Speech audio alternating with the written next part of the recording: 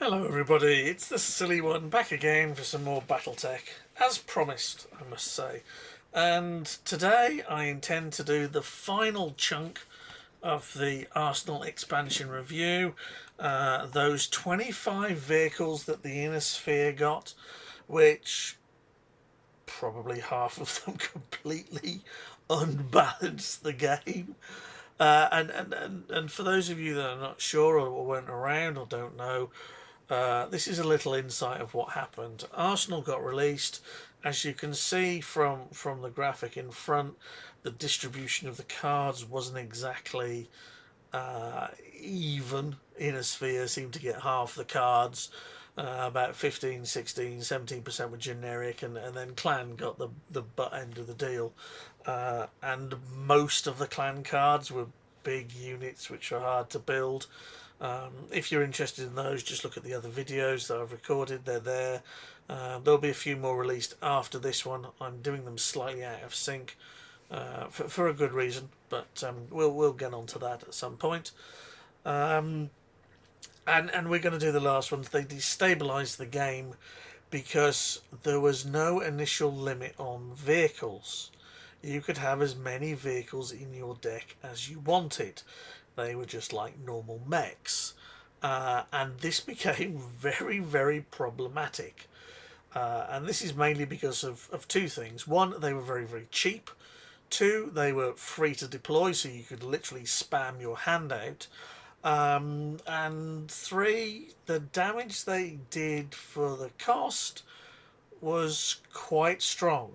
As I saw with elementals, if you saw the elemental stream the other week, you pay one for an elemental. It has 3 base damage. It gets AP. It can do 4 damage, and at 4 structure, it's quite awkward to remove.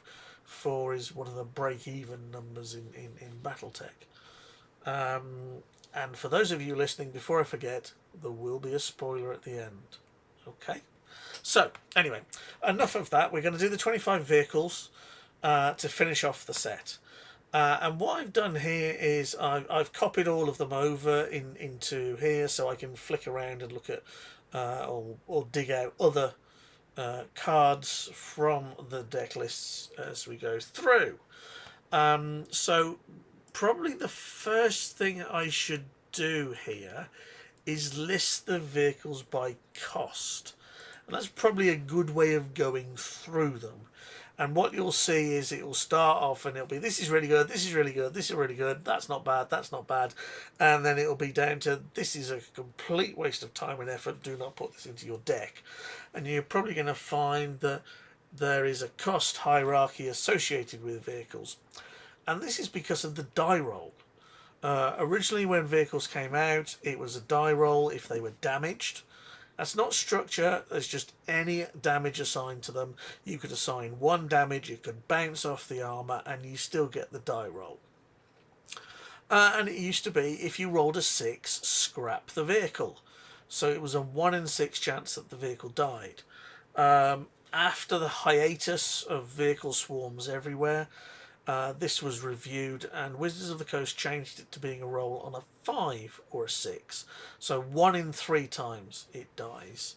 And additionally, they limited vehicles to 10 vehicles in a deck, which doesn't seem to make any sense. The standard Battletech, and we're talking the standard Battletech, none of this Magic for Mechs or anything else around there, is 6 cards. Okay, 6 copies of any card in the deck unless it's unique, 60 card deck, etc, etc. They're all based on factors of 6. Okay, and therefore the obvious question is, Wizards of the Coast chose 10, why didn't they just choose 12? Things would be a lot more simple and a lot more consistent. And I think at the time, given all of the mixed messages that were going on, simplicity and consistency was what everybody wanted. Okay. And the reason for some of this simplicity is within the text of the cards. So if I clear out my filters on here and just look at a card like Pushing the Envelope. Pushing the Envelope, it's a staple. Okay, I've got vehicles on here. Get rid of that. Come on. There we go. So here's pushing the envelope. Okay. When you look at this, this says one of your mechs gets +3 damage and receives 3 damage. Okay, fine.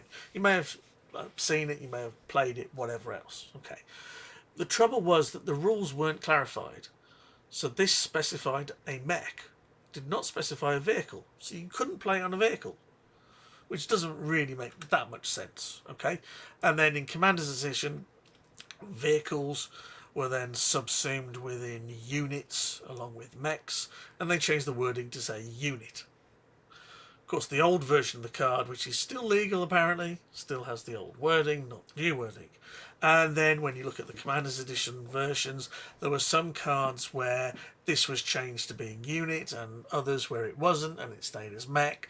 And it just got very, very messy and horrible and overcomplicated. And people just wanted simplicity. And the problem was that they hadn't worked out how to integrate vehicles properly, and the wording on all the subsequent cards up to Arsenal kind of went out the window. Or at least half of them did. And that was a huge problem because no one knew what the hell was going on. Some tournaments cards would be legal, some tournaments cards wouldn't work. You had to remember what card was changed to what. And it was like one of those quiz shows, and nobody won. So there are all sorts of problems there. Massive. Oh, this is another good one. Massive battlefield confusion. You could see this in a vehicle deck because it basically says each mech deals damage to a randomly selected mech. And then all of a sudden, I haven't got any mechs. I haven't got any vehicles. I've only got vehicles. So your mechs can't deal damage to my vehicles, but your mechs can deal damage to your mechs. And a card like this went from absolute nowhere to being totally insane. Get your entire side to shoot the opposing side to shoot at each other, and then you can have a free go yourself. And then it got changed to unit, which makes sense, kind of thing. But there was all sorts of shenanigans and all sorts of rubbish. So we're going to get rid of that for the moment, and we're actually going to look at the vehicles. I'm going to get rid of that pushing the envelope, and we're going to go with cost, and we're going to go for the cheapest thing in the set, which is this little attack chopper called the Cyrano. It's a 0 cost, 1L, 1T. That's as cheap as you get in the game. It has 1 armor, 1 structure, and in fact it doesn't have any armor. It has 1 structure and 1 attack, and it's fast. Okay. And it still has the original vehicle line of vehicles, attack, guards and blocks like a mech. If damage, roll a die. On a 6, scrap it. Obviously that's now a 5 and a 6. Okay. Additionally, this one has VTOL, vertical takeoff and landing. Vehicles with VTOL cannot be blocked by patrolling mechs or by patrolling vehicles without VTOL. So if you've got a VTOL and he hasn't got a blocker and he hasn't got any VTOLs, you get a free hit. Simple as that. And this was great, and as I did a few weeks ago with the Suicide Troops deck. Terry Borer won that year's World Championship with this, with the Broken Beyond Belief Sandhurst Royal Military Academy, where if you survive it untaps and gives everything +2 attack or +2 armor, which is a grossly broken card. And it also has the dash ability. If fully constructed, when you reveal it, you may immediately place it into your patrol region. Okay, now there's a little caveat here that doesn't pop up very often and has regurgitated itself recently. It also has the clause of you may deploy Cyrano revealed to gain an additional deployment. Okay, so these kind of are mutually exclusive. If you have one, you don't have the other. So Cyrano is fully constructed. When you reveal it, you put it in the patrol region. Okay. However, if you reveal it to gain the additional deployment, you must pay the L and T buyouts in order for it to dash. Okay. So if this is turn 1, you pop this down turn 1 for nothing. You deploy it revealed to get the free deployment, and you put down a logistics card and tap the logistics card to pay off the tactics buyout of 1T. It doesn't dash because when you reveal it, i.e. turn it over, it's not fully constructed. So you just have to be careful with the timing on this one. This kind of makes sense, because if you go first and go Cyrano L attack, the guy hasn't even put a card on the table and you're beating him up. And that's kind of against the essence of Battletech. The idea of the first 2 card draws and whatever else was to kind of prevent that and at least give everyone a bit of a start. Okay, it's not to the extreme of removing dash from the game, which is a pretty bad thing, because it just takes the next bit and makes that completely unstoppable, and is bad for the game. Okay, so this is really, really cheap. It's rare. It costs a fortune if you want to buy it. They're not easy to come by. But this little 1/1 chopper, if you can buff it or you can get it through with Suicide Troops or whatever else on it, you can, because it's got VTOL and it's the cheapest card in the game effectively. It's the cheapest card with VTOL by definitely. It's one of the cheapest cards in the game. Then you can throw these out really quickly, and with something like Suicide Troops, maybe a superior nav, a couple of untaps, or something like Sandhurst, deal an awful lot of damage very, very quickly. It's kind of death by 1,000 paper cuts. It's just that some of those paper cuts turn into sword slashes because of other broken cards. Okay. So the Cyrano generally wasn't used in the great Arsenal vehicle fest, because a lot of people were running other variations. Okay, and again, when you look at this is a bulldog, it's a tank, it's slow, but it's a 2/3/2 for 0 cost with a 1L and 2M buyout. So this could be for 0 cost in the same way as the Cyrano is, but this is a 2/3/2. It does 2 damage, twice as much damage. It's a lot more durable at 2/3 instead of just 1 structure, and it has a free deploy. So what would happen is people would just start throwing out these tanks left, right and centre and playing logistics and munitions as their only 2 assets, and just throw bulldogs all over the place. Okay, the next bulldog is the LRM variant. It's a 02L. It's a 2/3/1 with missile 1, and again it's a free deploy. So you just chucked them out fully handed, and you could literally, if you had the right cards in your hand, if you went second, you could drop 5 bulldogs and play logistics and munitions, where the 5 bulldogs are free deploy, your 2 deployments are logistics and munitions, it's a 0 cost with a buyout, I've satisfied the buyout, all of a sudden I've got 0 cost units that can come out into the patrol zone, and you could start turn 2 and then with nothing and end up with 2 assets and 5 units on board, which is crazy from where it was. Okay. Also in the 0 cost we have the Saladin. 021 Alpha Strike 2 with a free deployment. So it doesn't dash, this little hovercraft, and a 02. Now, the one thing I want to say about this is people say always use the Alpha Strike. And I kind of disagree. Okay. Here's my thinking. If it's just me versus the stockpile and I have a Saladin on board, I can attack this turn and do 1 damage, I can attack next turn and do another damage, and I can attack the 3rd turn and do my 3rd point of damage. Okay. In each case, I have a choice whether to attack, or if my opponent deploys something, whether to block. Okay. If I attack on my first turn and Alpha Strike it, I do my 3 damage straight away. Okay, nice, that's in the bag. The next turn, because it's depleted, I reload it.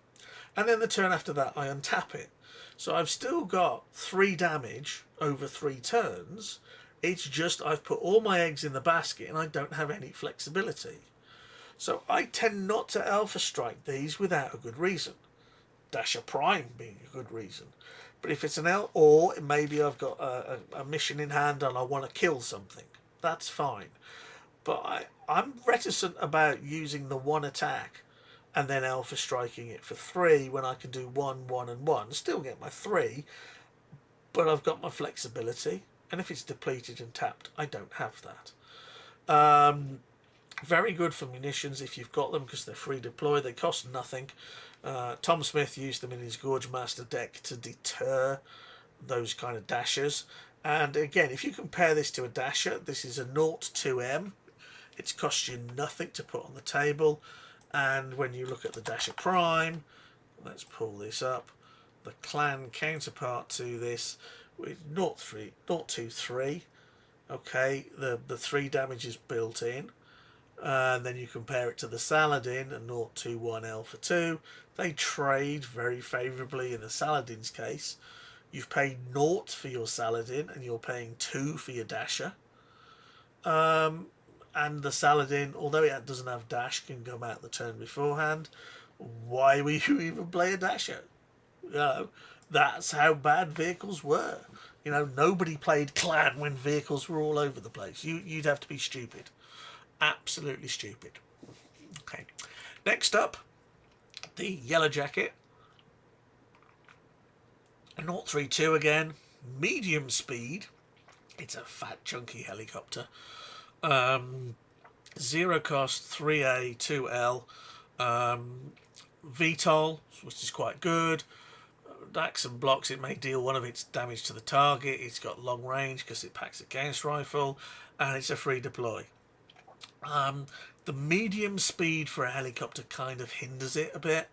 Generally, with helicopters and hovercraft, you want really fast, or a lot of them are fasts, and that's the benefit.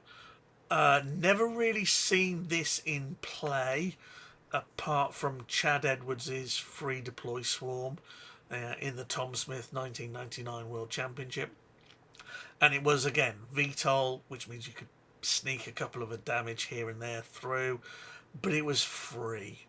And the fact that it was medium and was probably heading across the table in a group of other mediums didn't matter so much. But at 032, it's fast bait. and for 0, it's not bad. It's just not as good. Next up, we have the Warrior, H8. 031, fast, VTOL, chopper. Fully constructed, out it goes. It's a straight 1 cost. I use these in the Weenie deck. It's not bad in draft, mainly because there's a dearth of VTOL in draft. If you get 1 Arsenal booster, you might end up with 1, maybe 2 VTOL units. So being able to nick at the odd damage here and there from the stockpile with VTOL is quite useful. It's a fast and a blocker. The problem with this is it doesn't do enough damage. It will not stop your Dasher Prime, only doing 1 damage. So it's a little weak. In the right circumstances, you can get a bit out of it. Okie dokie. Next up, we have the J. Edgar, the machine gun variant, looking like it probably should be in a Mad Max movie. I do quite like the armour on this. It's a 051. So 1 damage is not great, although it does have anti-personnel, so it does +1 damage to any target other than a mech. So 2 to the stockpile is quite nice. It's fast, but it costs 1L, 1M. It dashes. If it was a straight 2 damage, this would be great. If they didn't put the machine gun on it, if you didn't have AP and it was a 052, this would be great because it stops those fast units. The 2 damages in time, it kills a dasher, and then you've got to roll for a scrap to see if it blocks a dasher to see if it dies or not. As a 051 AP, it's nowhere near as good. This shows how some of these cards are. Just tweaking 1 damage from 1 to 2 makes this card instantly playable versus not overly playable. The L and M buyouts are a little prohibitive, but paying 2 for a 052 when you're paying 2 for a Dasher Prime, they both dash as well, then it's not bad value. It's a shame about the machine guns. Okay, Cavalry, 032, which is basically the helicopter version of a Dasher Prime. VTOL again, so you can sneak those through. Fully constructed, out it goes. It's a 1 cost with 1 L and 2 T. And these are quite useful.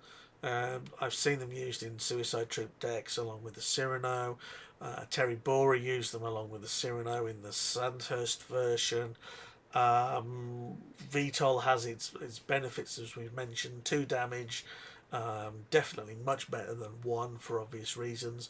Blocks a Dasher or sacrifices to a Dasher, but you're only paying 1 for it. So it's pretty decent value in that respect. And I actually included one of these in the draft tournament, the SEAL tournament that I played a little while back. And I was running an AMT deck. And I considered paying 2 for this pretty good value because of the dash ability and just being able to swing the game potentially by putting one of these on the table and attacking with it straight away had its value. And the reason I probably the best example was I came up against a guy that put an SRM carrier on the table. And I'd got this in my hand. I paid 2 for it and attacked the SRM carrier straight away and killed both. And we'll see the SRM carrier in a minute. It's a 119, which costs 5 or 6 or something stupid. So I'd paid 2 resources to exchange for the vehicle that he'd paid 6 for, which is pretty good value on my part. The final Bulldog is this nice little orange tank, 1M. So that's not a lot. It's a 1 cost if you've got munitions, and if you haven't, it's 2. It isn't a free deploy. It doesn't dash, but it's a 2-3-3, and that's pretty durable because 5 damage isn't easy to find in the early parts of the game, and this could come out on turn 1. 3 damage kills a lot of things or can help to kill a lot of things, and an early hit on the stockpile of 3 damage isn't bad. If you think I'm paying 1 resource for 3 damage, then that's not a bad trade-off at all. And again, like anything else, you get the vehicle roll. And on one resource for this, if it survives a vehicle roll and does another 3 damage, so you get 6 out of it in total, paying 1 resource for 6 total damage before the whole thing blows up, that's good value. That's good value indeed. So the Bulldog was often used. The other brothers don't quite do the same amount of damage. This one's 1 with a missile roll. This is 2, and it's a free deploy. So between them, chucking these out dead quick, you could very easily be facing 5-6 damage in a missile very early in the game, and that's not to be sniffed at. The upgraded version of the Bulldog, although it's a completely different unit, is the Burke. And this is a 2-3, 2 armour, 3 structure, just like our Bulldog, but it does 4 damage. Okay? It's a 1 and 2 L buyout. Burke's got long range 1, because he's got 3 PPCs, and it cannot block unless guarding. But hey, who the hell's blocking with this? If I've got a Burke and a Bulldog on the table, and I've paid 2 resources for them, and I'm sending 7 damage across the table, either at one of your resources or at your stockpile on turn 2 or turn 3 of the game, very early in the game, that's nothing to be sniffed at. That's nothing that you're not going to worry about. Remember, the normal game, you want to be looking at dealing 40 damage. If I can get a hit of 7 damage in early, that puts me 20% of the way towards winning the game with 2 little tanks. So as value for money, 1 cost for 4 damage, Burke is pretty decent. It's up there with those elemental points on the clan, and they have to get 4 damage via AP, whereas the Burke has got the innate 4 damage. It's good. It's good. Okay, yes, it's got drawbacks, but 4 damage for 1 resource, that's pretty efficient. Okay. Next up we have the Galleon. 1 cost, 2 logistics buyout, so again, suitably cheap. It's a 052, no armour, 5 structure, 2 damage, and it's medium, which makes it reasonably mediocre.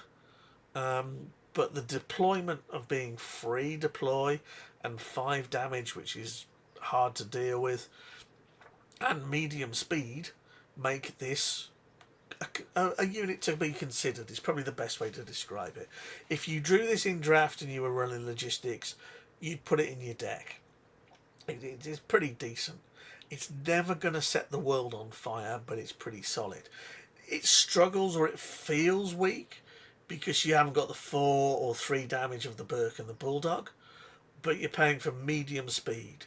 It doesn't have any armour, like the Burke and the Bulldog, but you're paying for the medium speed, so it's not going to be attacked, picked off.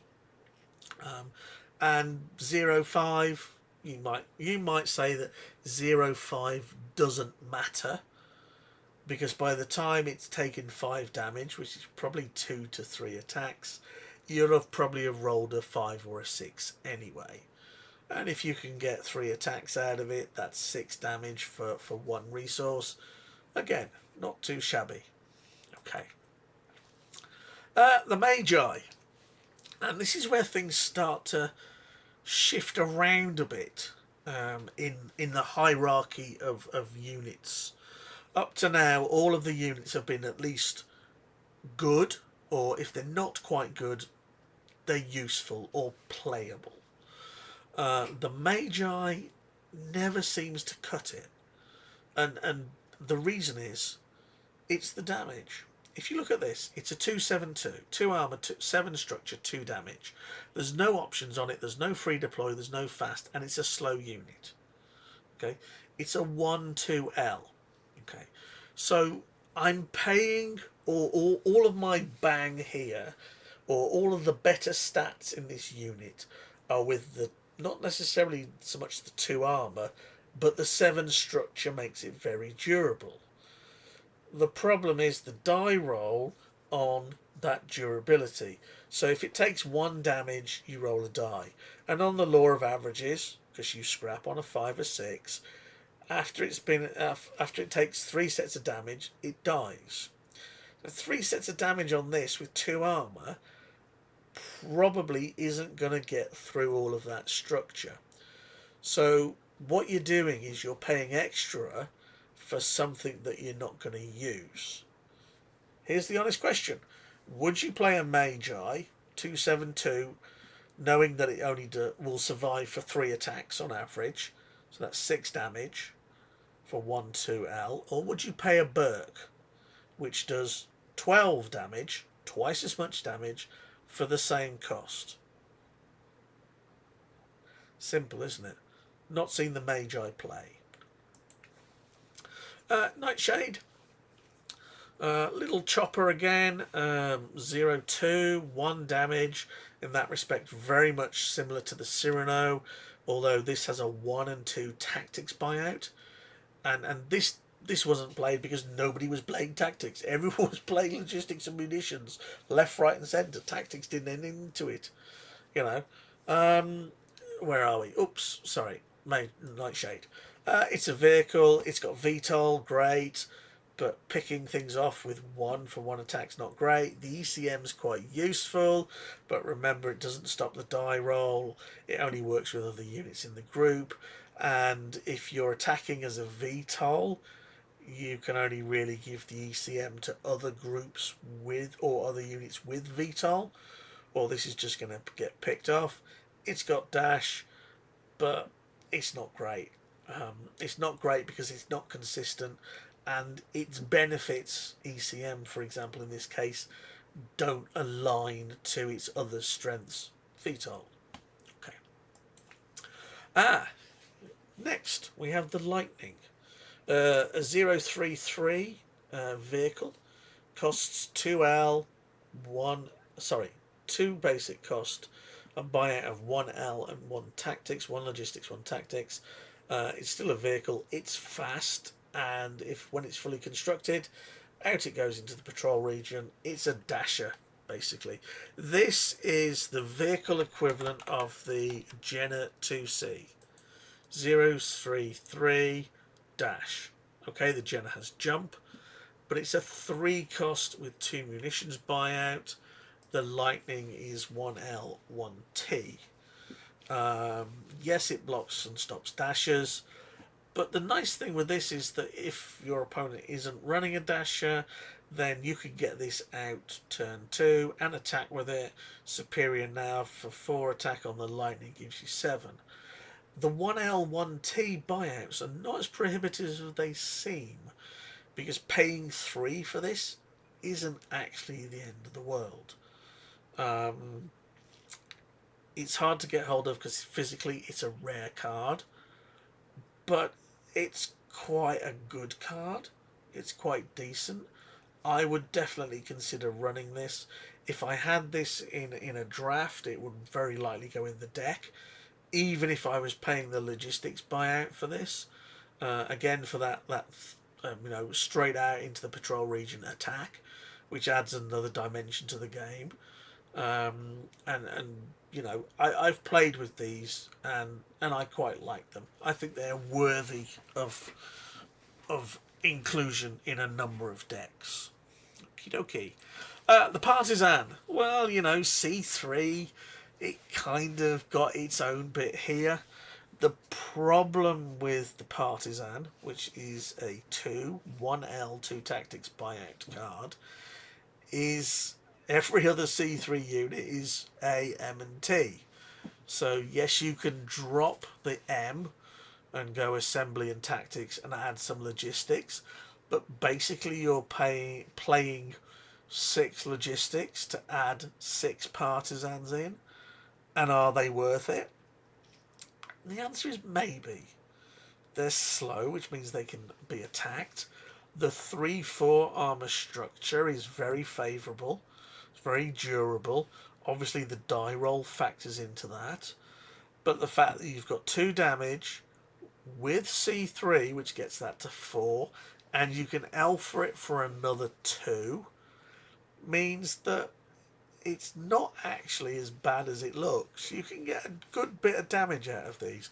2 of these hammering on a stockpile for a couple of turns is going to do an absolute bucket load of damage. You're going to do 8 a time with 2 of them, and then if anything gets in the way and you want to destroy it, you can alpha the whole lot for 12. And that's pretty strong. The problem here is the logistics. Would you pay 3 for it? Maybe. We're right on the edge now of what people will pay for things. Only ever seen it in one deck, which was the C3 one in '98, I think, where this appeared. Otherwise, haven't seen it. You're probably not going to play it in draft unless you've got other C3 units. Although, given that you can alpha it, 2 resources for 4 attack, not great, given that you've got to alpha for 2, but not the end of the world. Logistics buyout in the way. And then we move on to, the Shrek. This is very similar to the Burke, very similar to the Partisan before it. It's a 3/3/4 damage. 3 armor, 3 structure, 4 damage. And you get the 4 straight off. Okay? For the Partisan, you get C3 and Alpha 2. With the Shrek, forget all of that shenanigans. You get a straight 4 damage. 2 resources, 1 logistics, 2 tactics buyout, and it's got long range 1. Stick this with a Burke and attack the opponent's stockpile. You're going to do 8. If they block with a normal mech, say a Vindicator or a Centurion or a 1/6, you can push one through and kill it. They will make you make a die roll on here. And if you get 3 attacks out of this, which is what you should be thinking, the die roll says that I should get 3 attacks out of this on the 3rd turn. And sometimes it'll be earlier, sometimes it'll be later. But the way to cost this mentally when you're building the deck is to say, I'll get 3 attacks out of this. So that's potentially 12 damage for 2 cost. Pretty decent. Again, L&T buyouts work quite nicely. dokie. The on-toss. And this is where things start to go a bit wobbly, as I said earlier. This has got a 2 cost, but it's got a 2A and 1L buyout, which seems absolutely crazy because this does no damage and it's got 3 missiles. Why is it an A buyout? Why isn't it an M buyout? Yeah? Why isn't it like our LRM Bulldog over here? In fact, this is great because you've got logistics buyout and it's full of SRMs. And then this one here, where you've got AC2s and SRMs, it's got a munitions buyout. So I never quite understood how they got these buyouts and where they drummed them up from. Because someone was smoking something or eating dodgy mushrooms. Okay, so why this isn't an M buyout, I don't know. It's a missile boat. It's a slow missile boat. It's going to get hunted. It's going to get picked off. It's going to have unpredictable damage. Maybe you might put one in draft. Maybe. But there are much, much better options. Why would you pay 2 for this, or even 4 for it with the assembly buyout, when you could have a Shrek? Or I could have a Bulldog or a Burke or something or other like that. Some people even say, why is it in the game when you've got Bulldogs and Shreks and other things? The answer is actually simple in the fact that you need pack distribution, you need card distribution, you need some cards to be better than others. If all cards have the same value, then why do I need such a variety? Why don't I just have one generic tank that's a 0, 2, or a 2, 3, 4? And again, you've got to have variety to make people buy packs. You've got to have variety for draft and sealed and other stuff. And let's face it, you need some chaff somewhere. You need just someone to say, you know what, that's a shit card and I've drawn it. Whereas some people say that's a great card and I've drawn it. And if you don't have the variation, then what's the point in drawing cards and packs? Because everyone just ends up with the same. The playing field is levelled for everybody. And there needs to be some sort of randomised element in there, irrespective of skill, of course, and there are other things. But this just doesn't cut it. Don't try and build a deck around it. Don't try and put something in it. Okay.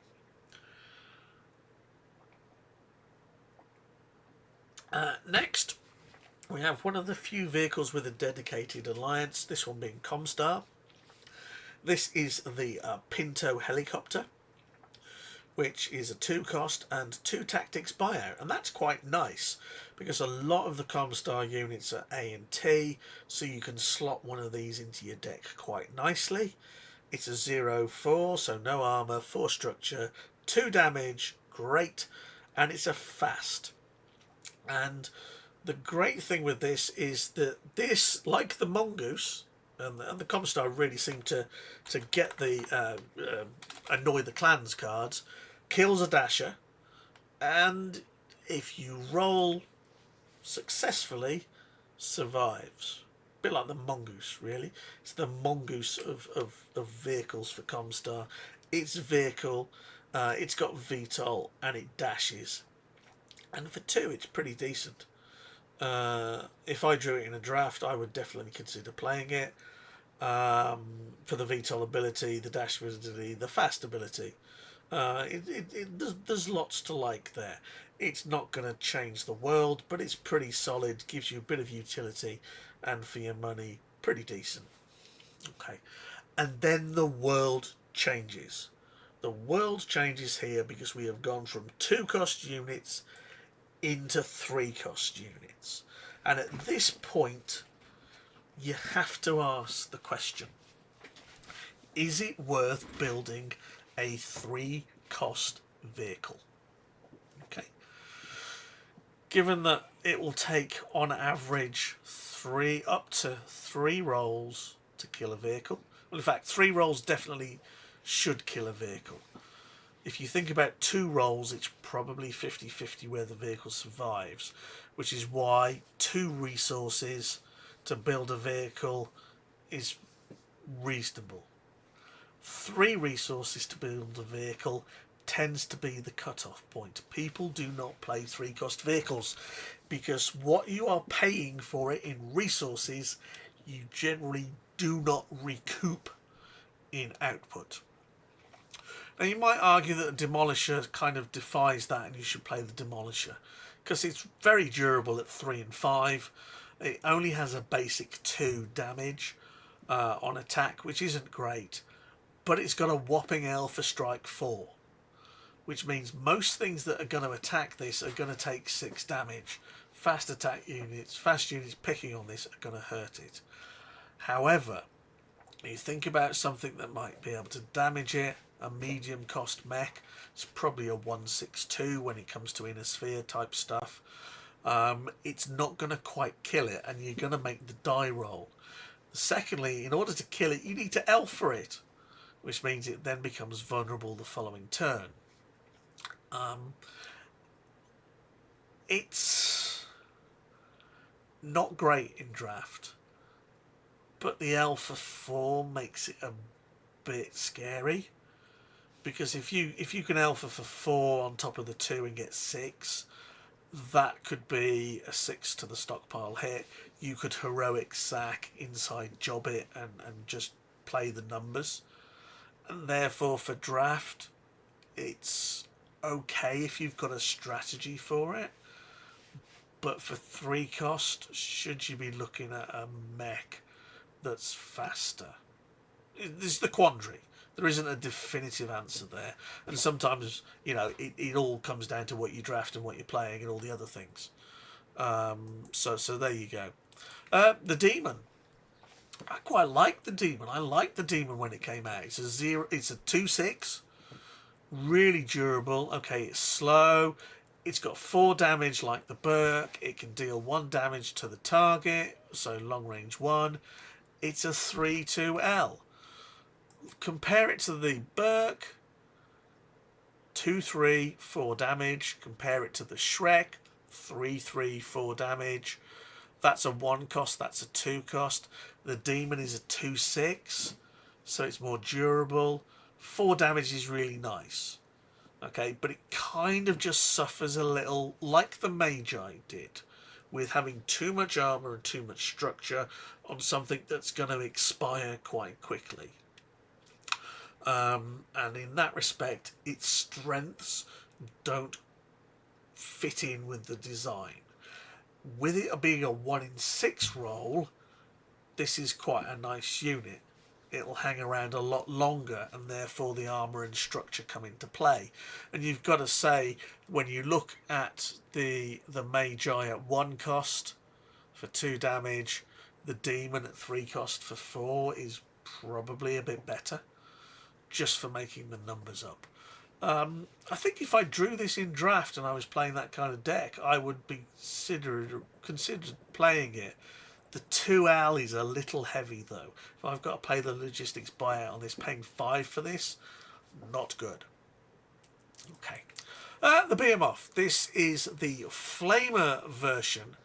And again, this is 4 cost. It's a 3/7. It's really durable. It's got 3 damage with it, a missile 1. It's got Alpha 2. It's got AP. So that's 3, 4, 5, 6, and a missile damage if you Alpha strike it, which is not too snotty. It's pretty nasty. The problem with this and any of the vehicles that cost 3 or more is die roll. You only have to do 1 damage to it in order to make a die roll. So if you attack with this and he blocks, all he does is allocate 1 damage to this, 1 damage to your other unit, 1 damage to your other unit, and then he kills your mech, and he makes you roll on those 3. The chances are he will trade for your mech and at least one of your units. And if you've paid 4 for this, and it gets pinged by a Hussar, in fact, even worse, it gets pinged by a Dasher A for 1 damage, and you roll a 6, you're going to be wanting your money back. I paid 4 for this, and I got nothing out of it.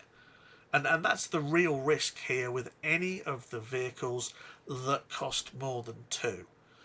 You run the risk of paying way more than what you get. Yeah, you get ripped off. Okay. Here's the ultimate rip-off one. The 5 cost 1L, 1M, SRM carrier, 1 armor, 1 structure, 9 damage. This is the card that when my opponent put it in play, I thought, oops, that's going to hurt. And then out came my cavalry and did 2 damage to it and killed it straight away. He paid 5 resources for it for 9 attack, which is pretty good value in that respect. But it's slow. It didn't even get across the table. It got to the patrol region and then blew up. It didn't do anything.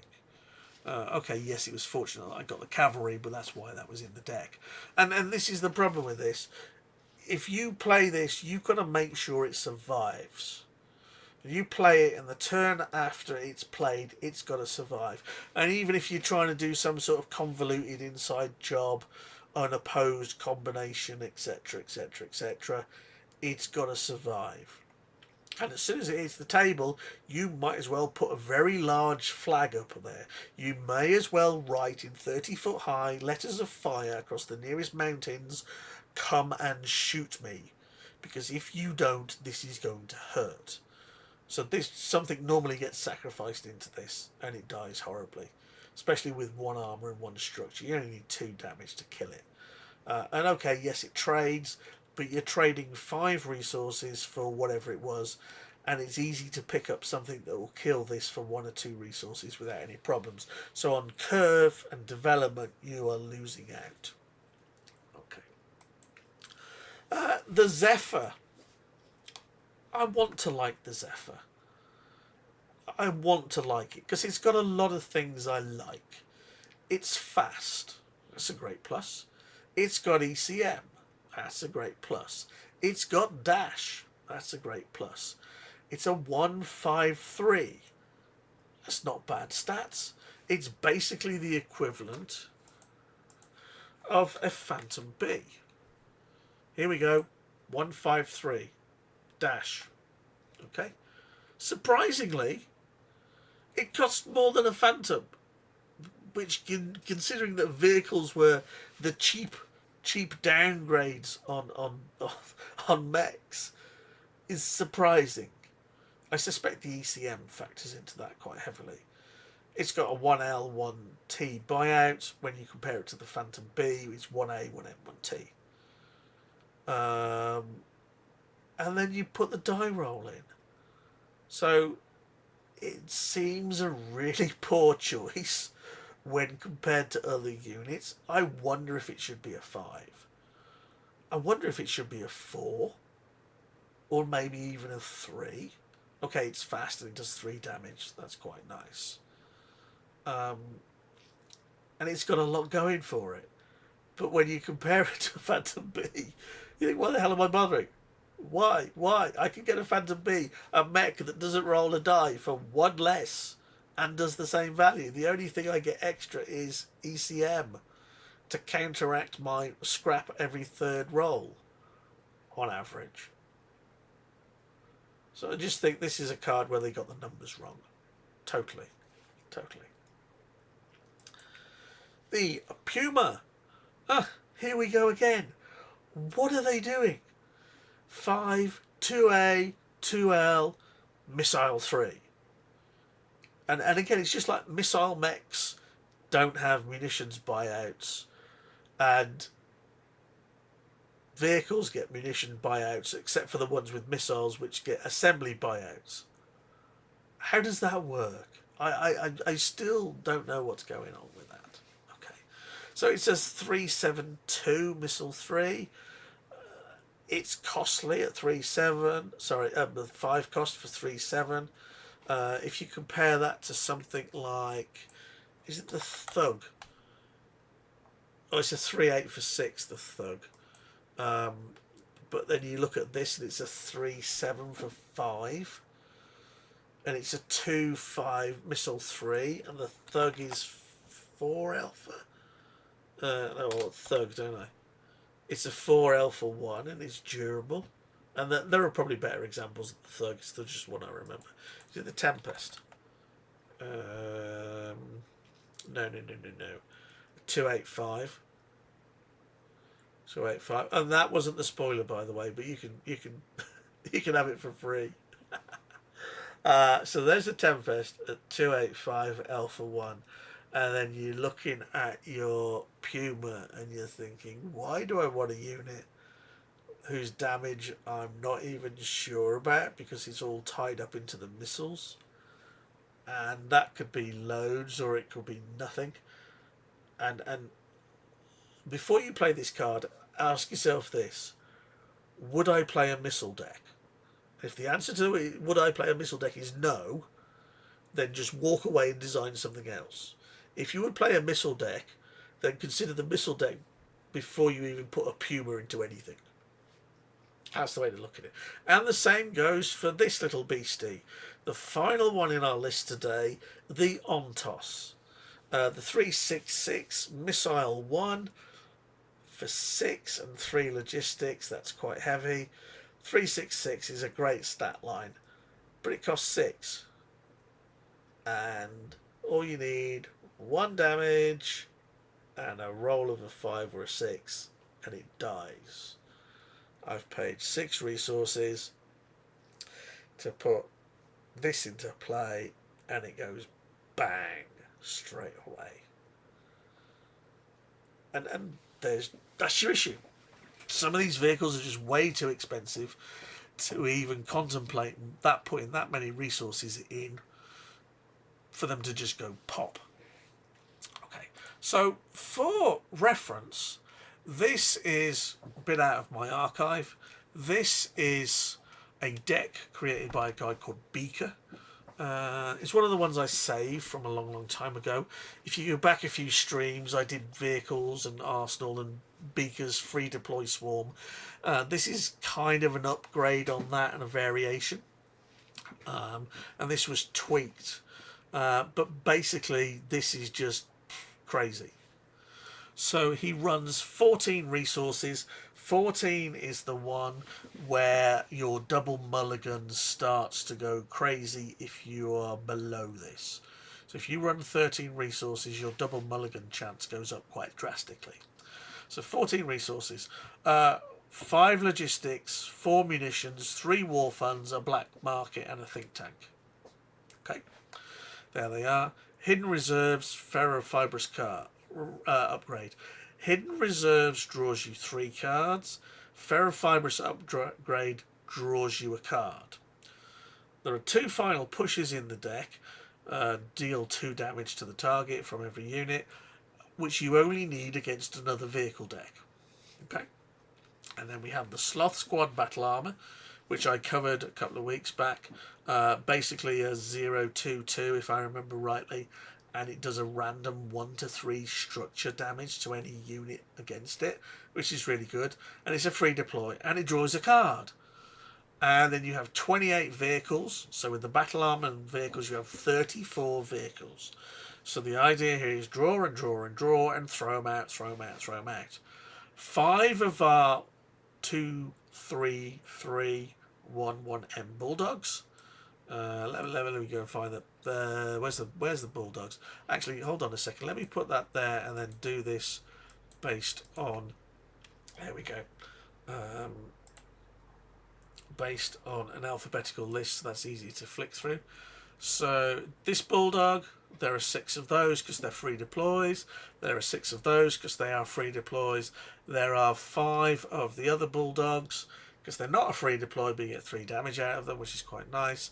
And then you have 5 Burks, which are 1 cost for 4 damage, and 6 Saladin, which are free deploy, and you can alpha for another load. And then that's your deck. And the idea, please go create it. Go create it, play it against a normal mech deck, and see how it goes. And then you'll get a feeling for what Arsenal was like.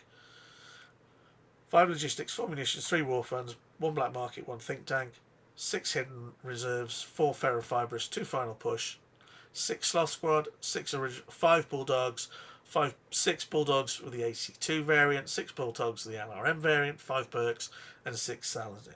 Okay, and literally you empty your hand onto the table and play a couple of resources, and then when you get hidden reserves, you draw more. When you get ferrofibrous, you draw more. You just constantly emptying your hand onto the table and having way more units than your opponent. And if someone, as I said, wants to know what Arsenal is like, you play this, let them play any deck they want, and you will swarm the hell out of them very, very quickly. And it will be a very short game. Okay. I do love the sideboard. 2 creative terraforming, 2 temporary ceasefire, 2 defensive embankments. This is very early on. And he says, I haven't used the sideboard yet because I don't need it. This deck is that good. So there you go. Great. Crazy stuff. Crazy stuff. So there you have it. There's the Arsenal review. That is every card in Arsenal reviewed. I appreciate that time of doing this, I am releasing a few things out of sync, so you won't see all of them yet, but there will be more to follow. All the rest of it will happen over a period of time. It's just I happen to have the opportunity to do this today, so I'm getting this recorded, and I think I'm just going to loose this out and then drop the others out as and when, in order to keep my 1 a week stream average up. Across the year, we're going for 52 streams this year. Okay, so that's me. I'm done sticking a fork in it, as I should say. Spoiler time, and then once that's done, I will see you on another day for another stream. Look after yourself. Big bad word on there.